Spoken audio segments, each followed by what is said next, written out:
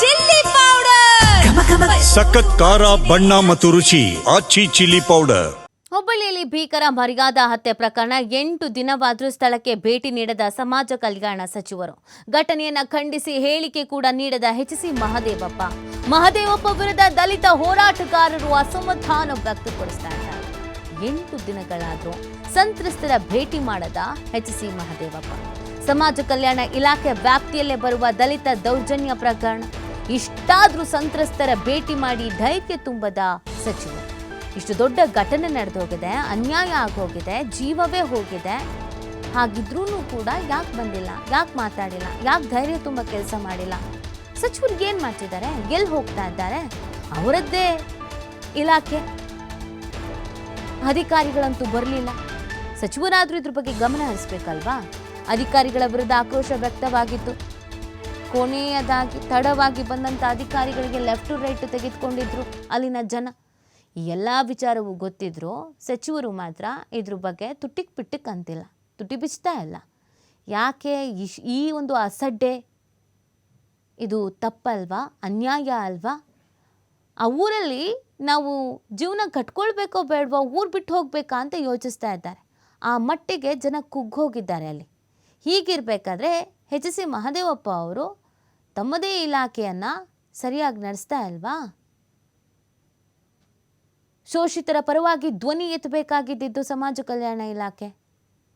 ಯಾರಿಗೆ ಅನ್ಯಾಯ ಆಗಿದೆ ಅವ್ರ ಪರವಾಗಿ ನಿಂತ್ಕೊಳ್ಬೇಕಾಗಿತ್ತು. ರಾಜಕೀಯ ಅಂತ ಬಂದಾಗ ಸ್ಟೇಟ್ಮೆಂಟ್ ಕೊಡೋ ನೀವು ಈಗ ಯಾಕೆ ಈ ವಿಚಾರದ ಬಗ್ಗೆ ಮಾತಾಡಲಿಲ್ಲ? ಇದು ನಿಮ್ಮ ಗಮನಕ್ಕೆ ಬಂದೇ ಇಲ್ವಾ? ನಿಮ್ಮ ಕಿವಿಗೆ ಬಿದ್ದೇ ಇಲ್ವಾ? ಅಥವಾ ಯಾಕೆ ಮಾತಾಡಬೇಕು ಅಂತಾನ, ಅಥವಾ ಜಾಣ ಕಿವಿಡೋ? ಅಲ್ಲಿನ ಜನ ಅದನ್ನು ಪ್ರಶ್ನಿಸ್ತಾ ಇದ್ದಾರೆ.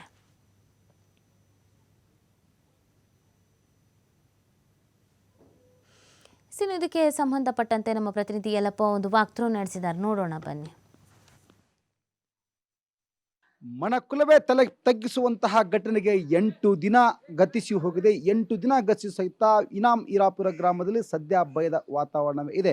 ಹುಬ್ಬಳ್ಳಿ ತಾಲೂಕಿನ ಇನಾಮ್ ಇರಾಪುರ ಗ್ರಾಮದಲ್ಲಿ ನಾವಿದ್ದೀವಿ. ಇದೇ ಒಂದು ಮನೆಯ ಯಜಮಾನ ಪ್ರಕಾಶ್ ಗೌಡ ಪಾಟೀಲ್ ಅಂತೇಳಿ ತನ್ನ ಹೆತ್ತ ಮಗಳನ್ನೇ ಇಲ್ಲಿ ಅಂತಾರೆ ಪ್ರೀತಿಸಿದ ಒಂದೇ ಒಂದು ಕಾರಣಕ್ಕೆ ದಲಿತ ಕುಟುಂಬವನ್ನು ಪ್ರೀತಿಸಿದರೆ ಅನ್ಯ ಜಾತಿನ ಅನ್ಯ ಕೋಮಿನ ಯುವಕನ ಜೊತೆ ಇಲ್ಲಿಂದ್ರೆ ಮದುವೆ ಆಗಿದ್ದಾಳೆ ಒಂದೇ ಒಂದು ಕಾರಣಕ್ಕೆ ಹೆತ್ತ ತಂದೆ ಇಲ್ಲಿಂದ್ರೆ ಬರ್ಬರವಾಗಿ ಕೊಲೆ ಮಾಡ್ತಾನೆ. ಯಾಕಂದ್ರೆ ಈಗಾಗಲೇ ಈ ಒಂದು ಗ್ರಾಮಕ್ಕೆ ಇರುವು ಇಲ್ಲಿಂದ್ರೆ 3-4 ಇಲ್ಲಿಂದ್ರೆ ದಲಿತ ಕುಟುಂಬಗಳು, ಅದರ ಜೊತೆಗೆ ಇಲ್ಲಿ ಅಂತಂದ್ರೆ ಈ ಒಂದು ಲಿಂಗಾಯತ ಕುಟುಂಬ, ಇದರ ಜೊತೆಗೆ ಇಲ್ಲಿ ಅಂದ್ರೆ ಈ ಕುಟುಂಬದರನ್ನ ಈಗಾಗಲೇ 10 ಜನರನ್ನ ಒಂದು ಬಂಧಿಸುವಂತಹ ಕೆಲಸವನ್ನ ಹುಬ್ಬಳ್ಳಿಯ ಗ್ರಾಮೀಣ ಠಾಣೆಯ ಪೊಲೀಸರು ಮಾಡಿದ್ದಾರೆ. ಆದ್ರೆ ಇಲ್ಲಿ ಅಂತಂದ್ರೆ ಈಗಾಗಲೇ ಯಾರು ಗಾಯಗೊಂಡಿದ್ದಾರೆ, ಗಾಯಗೊಂಡರಲ್ಲಿ 6 ಜನ ಗಾಯಗೊಂಡಿದ್ರು. ಗಾಯಗೊಂಡರಲ್ಲಿ ಚಿಕಿತ್ಸೆ ಫಲಕಾರಿಯಾಗಿದೆ. ಮಾನ್ಯ ಸಾವನ್ನಪ್ಪಿ 8 ದಿನ ಗತಿಸಿವೆ. ಇದರಲ್ಲಿ 4 ಜನ ಆಸ್ಪತ್ರೆಯಿಂದ ಡಿಸ್ಚಾರ್ಜ್ ಆದರೆ ಇನ್ನು ವಿವೇಕಾನಂದ ತಾಯಿ ಮಾನ್ಯಳ ಪತಿ ಯಾರಿದ್ರು ವಿವೇಕಾನಂದ, ಆತನ ತಾಯಿಯ ಪರಿಸ್ಥಿತಿ ಬಹಳಷ್ಟು ಚಿಂತಾಜನಕವಾಗಿದೆ. ಆ ಕುಟುಂಬದವರು ಈ ಊರಿನಲ್ಲಿ ಬದುಕುವುದೇ ಇಲ್ಲಿ ಅಂದರೆ ಬಹಳಷ್ಟು ಇಲ್ಲಿ ಅಂದರೆ ಕಷ್ಟಕರವಾಗಿದೆ. ಅಷ್ಟೊಂದು ಭಯದ ವಾತಾವರಣ ಈಗಾಗಲೇ